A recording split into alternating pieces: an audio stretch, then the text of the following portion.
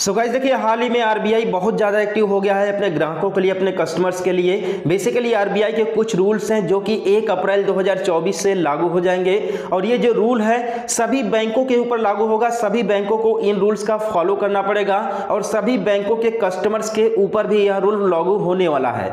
ठीक है, तो बेसिकली यह रूल आने से सभी ग्राहकों का, सभी कस्टमर्स का, सभी सीएसपी संचालकों का फायदा यहाँ पर होने वाला है।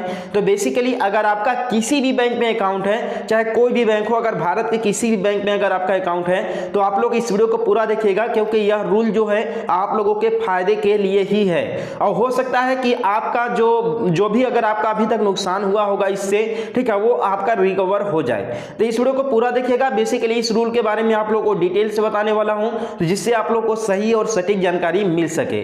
तो बेसिकली देखिए, कुछ रूल्स आरबीआई ने दिए हैं मिनिमम बैलेंस से रिलेटेड, जो कि 1 अप्रैल 2024 से अपने प्रभाव में आ जाएंगे, यानी कि 1 अप्रैल 2024 से लागू हो जाएंगे।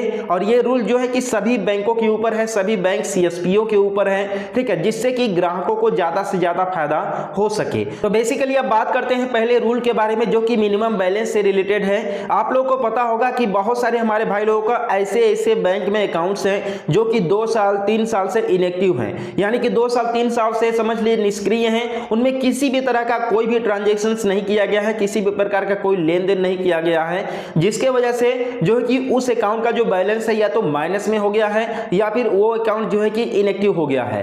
तो ऐसे केस में अगर आपका अकाउंट बैलेंस माइनस में हो गया है तो आप लोग को घबराने की कोई भी जरूरत नहीं होगा, क्योंकि देखिए आरबीआई के नए गाइडलाइंस के अनुसार अगर जो अकाउंट 2 साल से ज्यादा से इनएक्टिव है, उस अकाउंट के ऊपर बैंक की तरफ से कोई भी मिनिमम बैलेंस का चार्ज नहीं लगाया जाएगा। अब देखिए, अगर आपका अकाउंट 2 साल से ज्यादा इनएक्टिव है और आपके अकाउंट बैलेंस जो है कि माइनस में हो चुका है, तब आप लोगों को घबराने की जरूरत नहीं है। अब आप लोग को 1 रुपये कहीं पर किसी भी तरह का चार्ज के नाम पर, शुल्क के तौर पर देने की जरूरत नहीं पड़ेगा।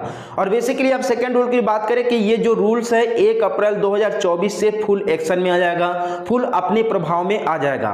तीसरे रूल की बात करें कि अगर 2 साल और 2 साल से अगर मान लीजिए कि ज्यादा अगर हो गया है अकाउंट इनएक्टिव हुए और उसमें किसी भी तरह का कोई ट्रांजेक्शन नहीं हुआ है, तो आप लोगों को कोई भी किसी भी तरह का मिनिमम बैलेंस का चार्ज नहीं देना पड़ेगा। अब चौथे रूल के बारे में बात करते हैं। बेसिकली देखिए, आजकल ग्राहकों के साथ कुछ ऐसा हो रहा है मार्केट में कि बैंक में अगर ग्राहक का खाता है तो अगर 90 दिन के अंदर में अगर ज्यादातर अगर ट्रांजैक्शन नहीं किए गए किसी भी तरह का लेन देन का, ठीक है, तो ग्राहक का जो बैंक अकाउंट है बैंक की तरफ से निष्क्रिय कर दिया जाता है या फिर इनएक्टिव कर दिया जाता है। ग्राहक को दोबारा से केवाईसी अपडेट करानी पड़ती है। ये देखिए कुछ बैंकों में इस समय अभी भी हो रहा है। तो इन वीडियो में आगे बढ़ने से पहले आप लोग बता दें एक बेस्ट रिचार्ज पोर्टल के बारे में, जहां से अगर आप लोग किसी भी कंपनी का, एयरटेल चाहे जियो चाहे वीआई चाहे बीएसएनएल, किसी भी कंपनी का अगर आप लोग रिचार्ज करते हैं, प्रीपेड रिचार्ज करते हैं, चाहे आप लोग डीटीएच रिचार्ज करते हैं, तो आप लोग को 4% का कमीशन मिलता है। सभी कंपनियों में कमीशन मिलता है।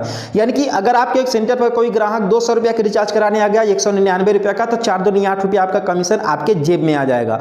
ठीक है, तो बेसिकली इस ऐप का लिंक आप लोग को नीचे डिस्क्रिप्शन में मिल जाएगा। आप लोग गूगल प्ले स्टोर पर सर्च करेंगे सेतु पे, और बेसिकली इसका retailer ID, distributor ID, super distributor ID इसका बिल्कुल फ्री ऑफ कॉस्ट है। तो ऐसे में ये रूल जो है कि अब आने वाले एक समय में ग्राहकों के लिए फायदेमंद होगा, क्योंकि अगर बैंक अगर किसी भी अकाउंट को, किसी भी ग्राहक के अकाउंट को अगर निष्क्रिय करने जा रहा है, इनएक्टिव करने जा रहा है, तो उसे डायरेक्टली इनएक्टिव या फिर निष्क्रिय नहीं कर पाएगा।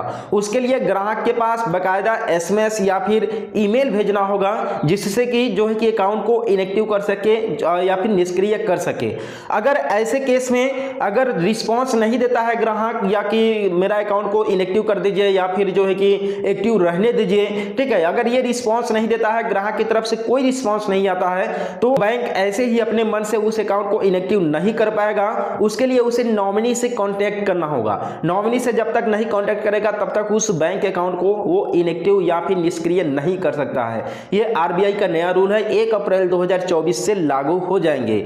इसके बाद नेक्स्ट है कि अगर जो अकाउंट ऑलरेडी इनएक्टिव है, जो 2 साल 1.5 साल 3 साल से अगर इनएक्टिव है अकाउंट, अगर उस अकाउंट को ग्राहक दोबारा से एक्टिव करना चाहता है और उस अकाउंट में अगर माइनस बैलेंस लगा हुआ है, तो ग्राहक को किसी भी तरह का कोई भी चार्ज नहीं देना पड़ेगा। उस अकाउंट को बिल्कुल जीरो कॉस्ट में, यानी कि बिना किसी तरह का पेमेंट किए, ठीक है, उस अकाउंट को दोबारा से एक्टिव कर सकता है।